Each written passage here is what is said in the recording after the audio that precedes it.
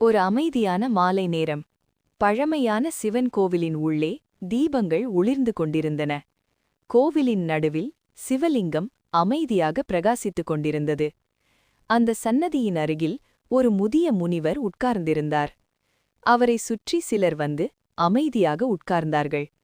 அவர்கள் வாழ்க்கையில் பல சோதனைகளை சந்தித்தவர்கள். அவர்களின் முகத்தில் சிந்தனையும் கவலையும் இருந்தது. அதை கவனித்த முனிவர் மெதுவாக பேச ஆரம்பித்தார்.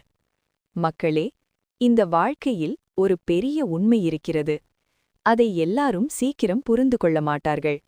அது என்னவென்றால், உன் எதிரிகள் உன் அருகிலேயே இருக்கலாம். நீங்கள் நினைப்பது போல எதிரிகள் எப்போதும் தொலைவில் இருக்க மாட்டார்கள்.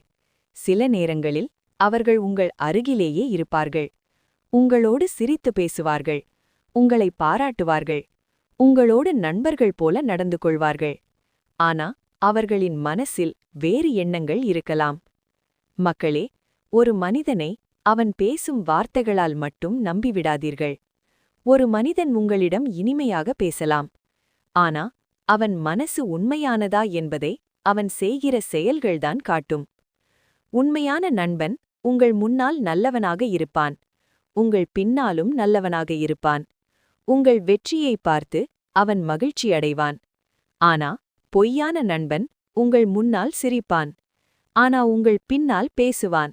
உங்கள் வளர்ச்சியை பார்த்து அவன் மனதில் பொறாமை இருக்கலாம். அதனால்தான் நான் உங்களுக்கு ஒரு அறிவுரை சொல்லுகிறேன்.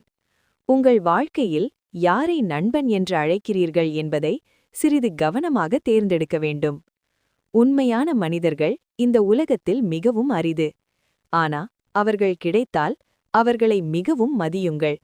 அவர்கள்தான் உங்கள் வாழ்க்கையில் உண்மையான செல்வம். பொய்யான மனிதர்களை வெறுக்க வேண்டிய அவசியமில்லை. ஆனா அவர்களிடமிருந்து அமைதியாக விலகிக் கொள்ளுங்கள். ஏனெனில் அமைதிதான் வாழ்க்கையின் பெரிய செல்வம். நீங்கள் அமைதியாக இருந்தால் உங்கள் மனசு தெளிவாக இருக்கும். மனசு தெளிவாக இருந்தால் உங்கள் வாழ்க்கையும் சரியான பாதையில் போகும். இப்படி சொல்லி முனிவர் சிவன் சன்னதியை பார்த்து கைகளை கூப்பினார்.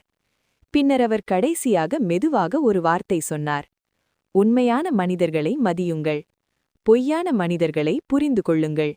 அதுவே வாழ்க்கையின் பெரிய ஞானம். அந்த வார்த்தைகளை கேட்ட மக்கள் அமைதியாக சிந்திக்க ஆரம்பித்தார்கள்.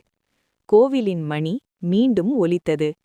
அந்த இடத்தில் ஒரு ஆழமான ஆன்மீக அமைதி பரவியது.